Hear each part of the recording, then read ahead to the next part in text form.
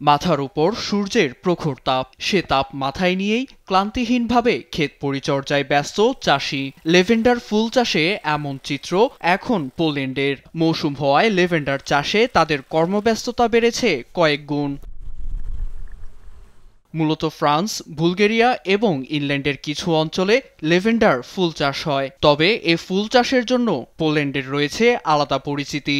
ইউরোপের অন্যান্য দেশের তুলনায় গ্রীষ্মকালে তাপমাত্রা কিছুটা বেশি থাকায় এখানকার চাষিরা বাড়তি সুবিধা পাচ্ছেন। ল্যাভেন্ডার চাষে তেমন পানির প্রয়োজন হয় না। প্রখর রোদেও এটি বেঁচে থাকে। মাটি থেকে একটু উঁচুতে চাষ করা হয় বলে বর্ষা মৌসুমেও কোনো সমস্যা হয় না। 5 বছর আগের কথা।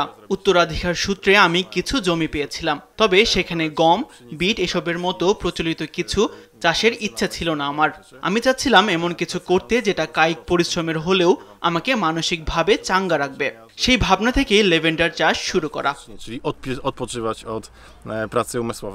বর্তমান বাজারে রয়েছে এ ফুলের ব্যাপক চাহিদা। প্রসাধন শিল্পে বহুল ব্যবহার এটির। ক্রেতাদের হাতে প্রাকৃতিক গুণ সমৃদ্ধ প্রসাধনী তুলে দিতে কোম্পানিগুলো ফুল চাষিদের সাথে নিয়মিত রাখছে যোগাযোগ। এছাড়া খাদ্য, প্রসাধন শিল্প, সুগন্ধি মোম এবং ঔষধ উৎপাদনেও ব্যবহার হচ্ছে লেভেন্ডার।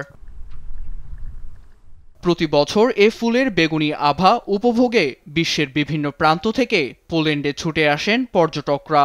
সাধারণত জুন ও জুলাইকে লেভেন্ডারের মৌসুম ধরা হলেও আগস্টেও দেখা মেলে এর মন মাতানো সৌন্দর্য। নিউজ ডেস্ক, দেশ টিভি।